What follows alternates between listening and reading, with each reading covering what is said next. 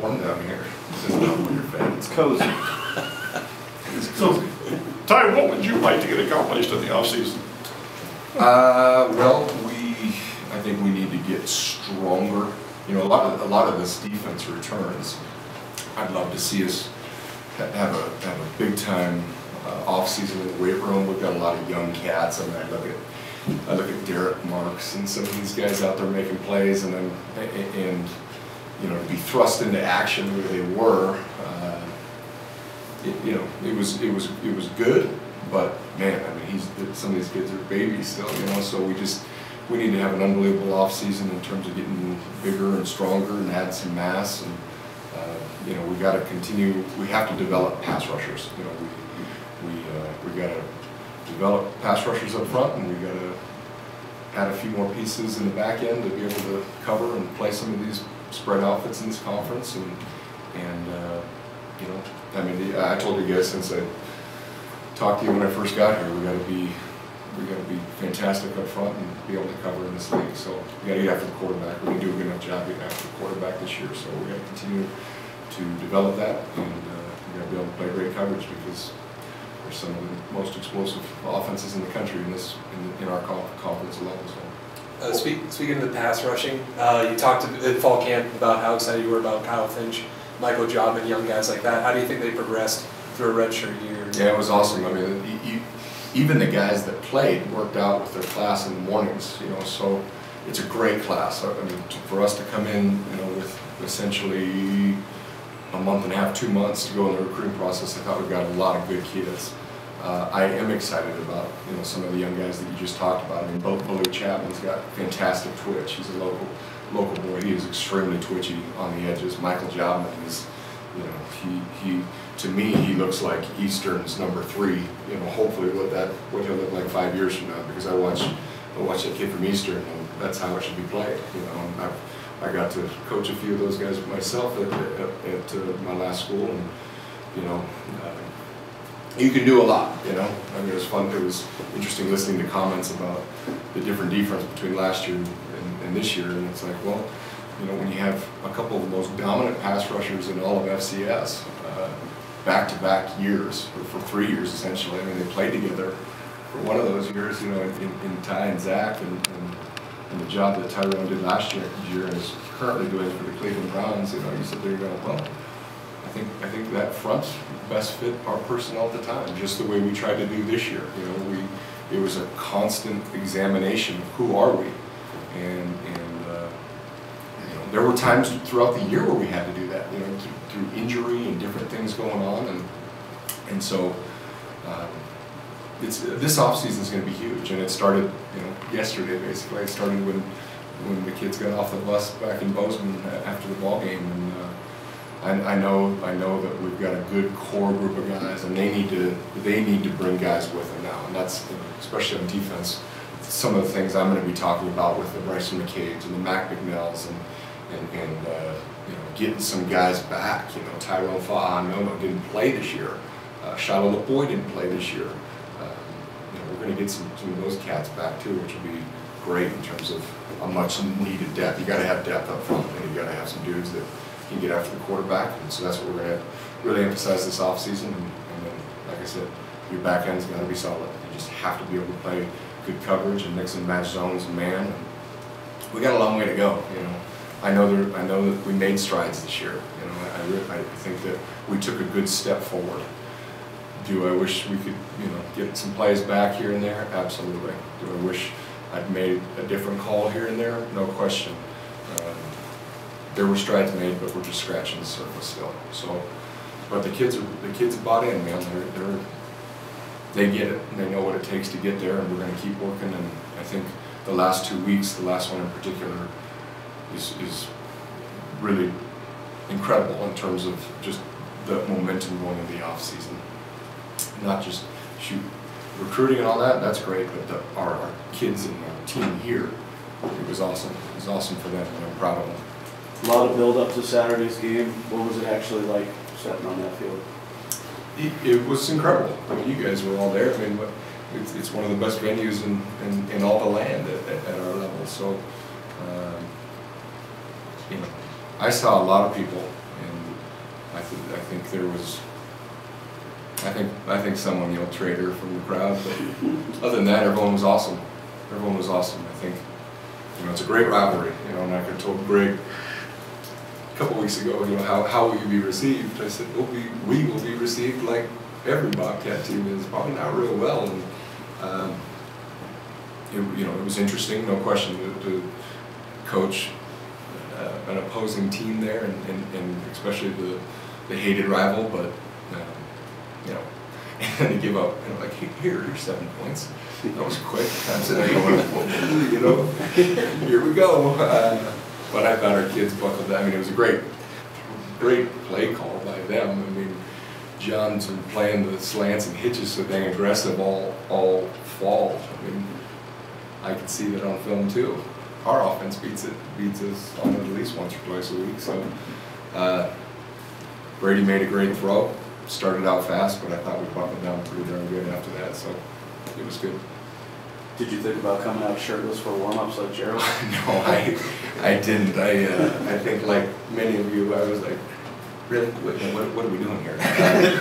But Gerald, I thought as a coaching staff that we did a really good job last week of explaining, coaching, and teaching exactly what, the magnitude of this game.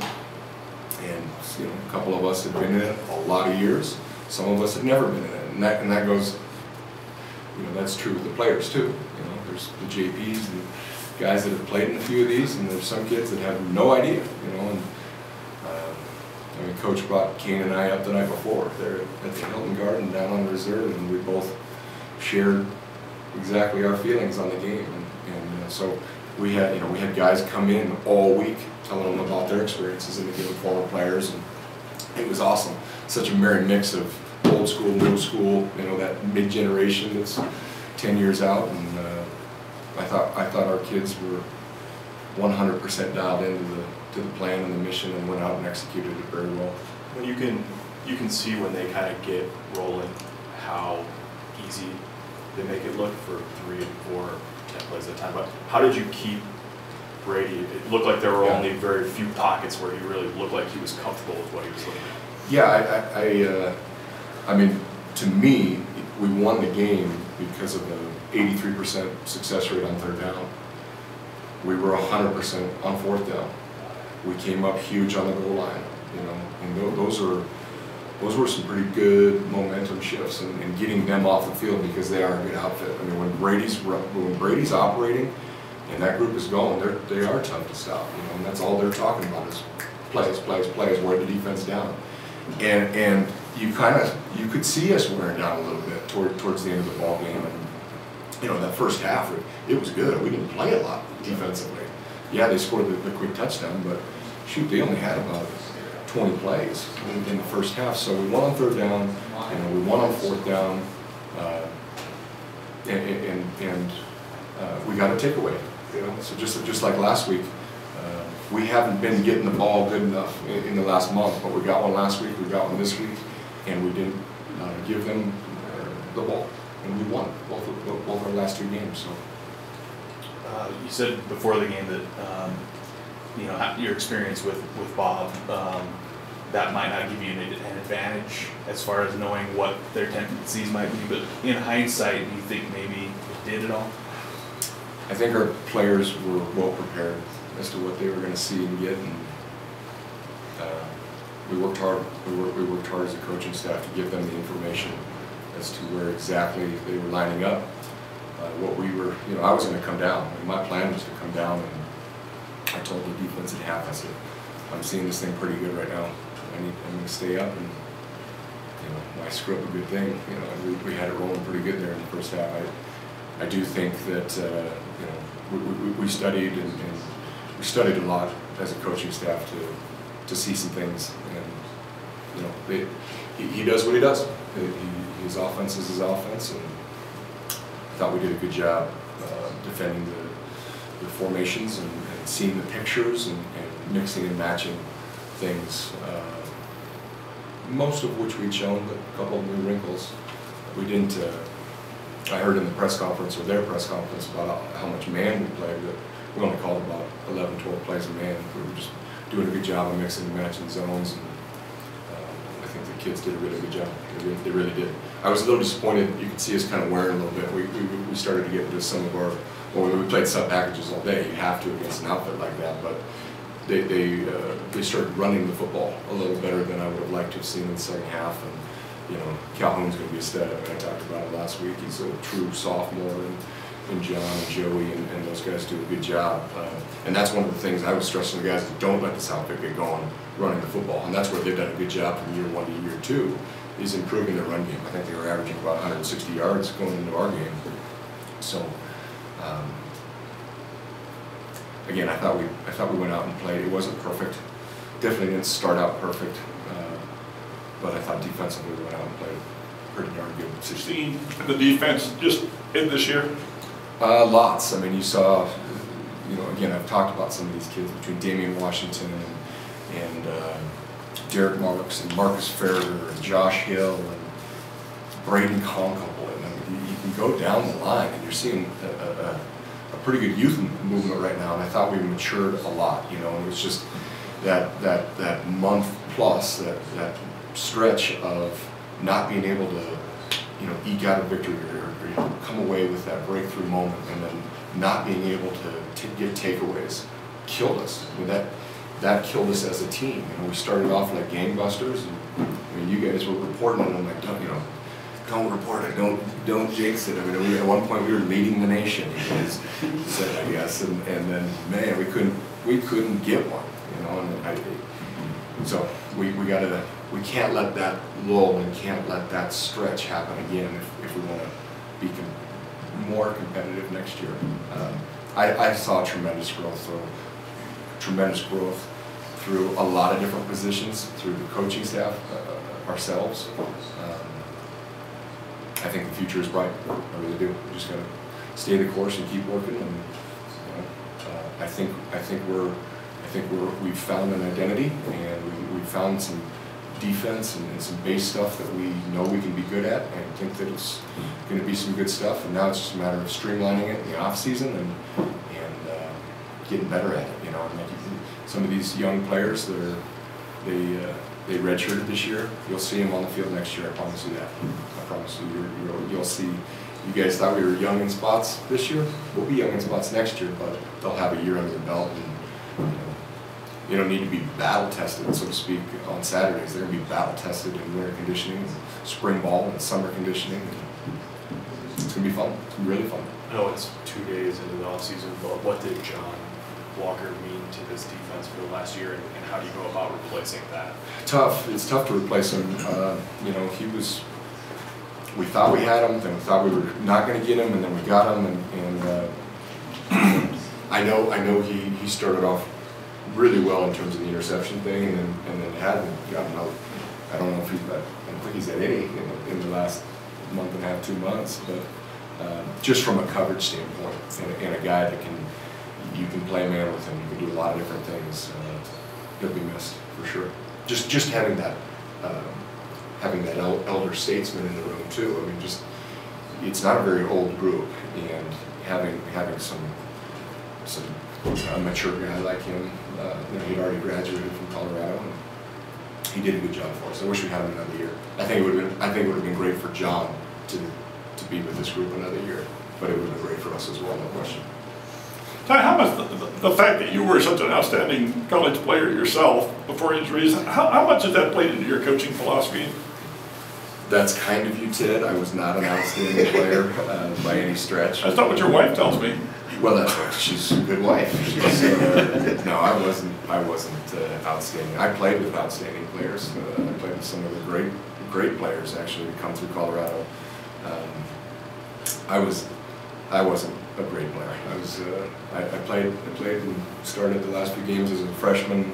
I was a backup my sophomore year. Played a lot of special teams. Started as a junior and had a lot of shoulder stuff and a couple knees, and decided not to play my senior year. You know, so that's why I always tell seniors that actually do make it through, 4th and 5th year guys, how proud I am of them, because it is harder than you think. I mean, I was sitting with the linebackers at dinner the night before the game a couple of days ago, and I was talking to Fletcher, and Fletcher Collins, and like if you really evaluate your class, you know, go back and look at your signing class coming in, it's pretty crazy.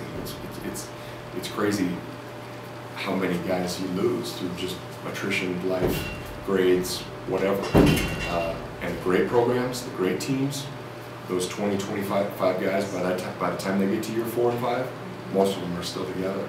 The great teams, and that's what we got to keep building to. You know, so when we talk about that freshman class and this incoming freshman class, hopefully you see a lot of them here by 2019, 2020, 2021. But how has your playing career affected your coaching? You know, for a long time, I guess I probably didn't answer that question at all. I apologize.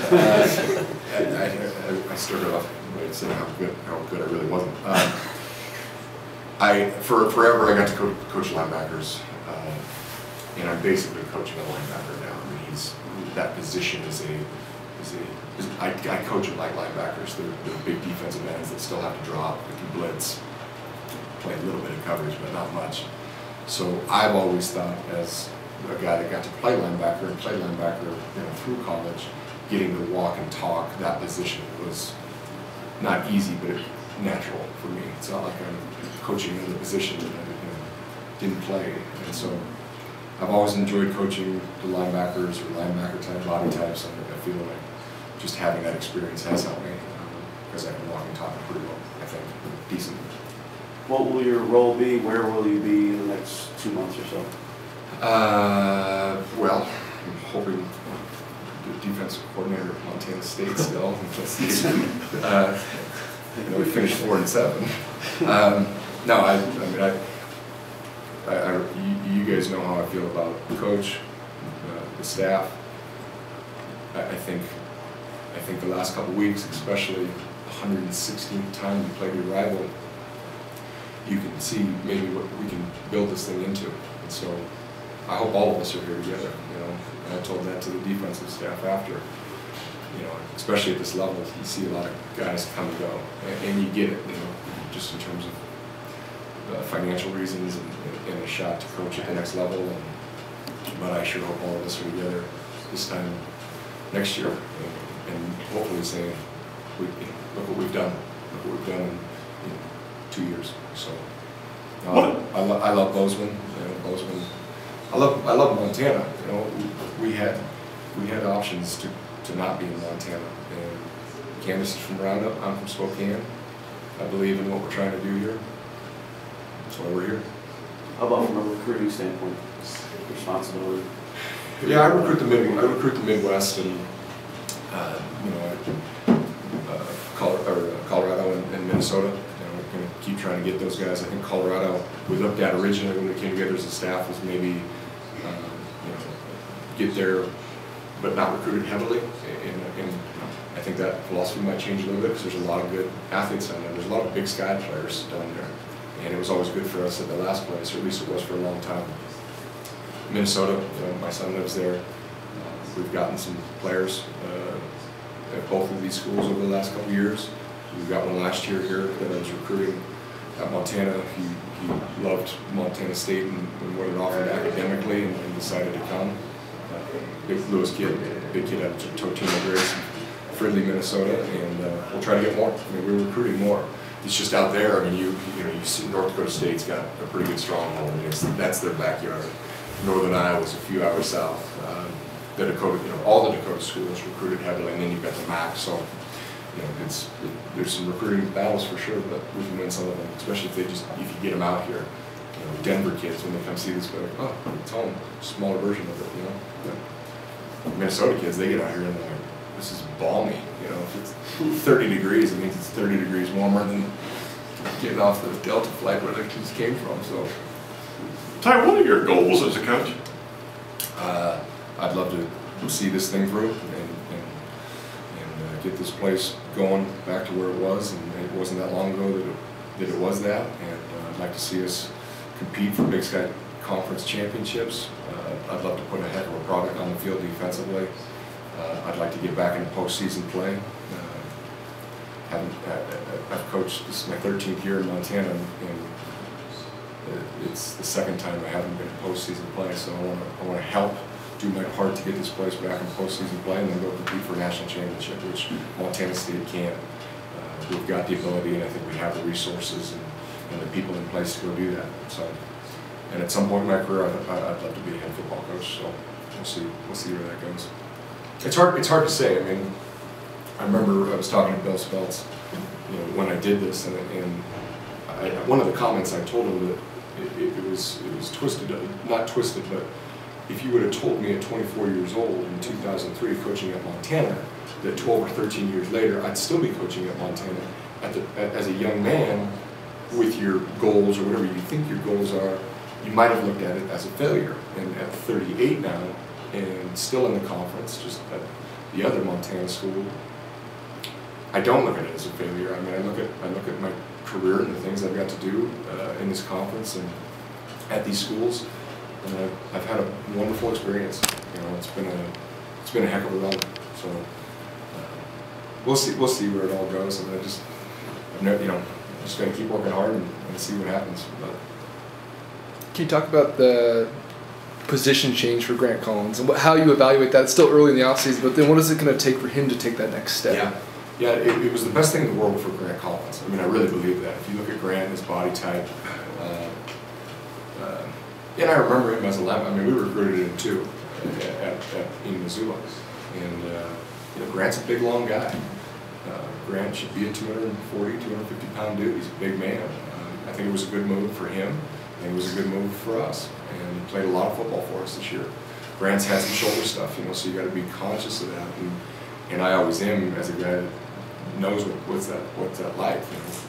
And Grant did a good job. I think Grant, in order for Grant to take that next step, we just got to continue to develop his pass rushing skills, which he works at. I mean, he works at a lot, and just keep working flexibility in his hips and size, and I mean, like all of us. I mean, all of us can make strides in that way. But Grant proved that he could hold up with his shoulders. I mean, I know they bother him, but he played a lot this year, and he worked his tail off. So, and I expect for Grant to kind of take that next step in leadership. We were talking about leadership earlier. He's not an underclassman anymore. He's going to be a junior, and a fourth-year junior. He's from Bozeman, and he grew up knowing exactly what this place is about and what this rivalry is about. And his father was an excellent football player himself, and I know he teaches a lot of the tricks of the trade to his son, and so we all need to take the next step. Mac Bignell, I looked at as one of probably the best you take out on this opportunity there. There'll be great players in this league, not just good players, they'll be great. So we all got to take the next step. All right. I can put you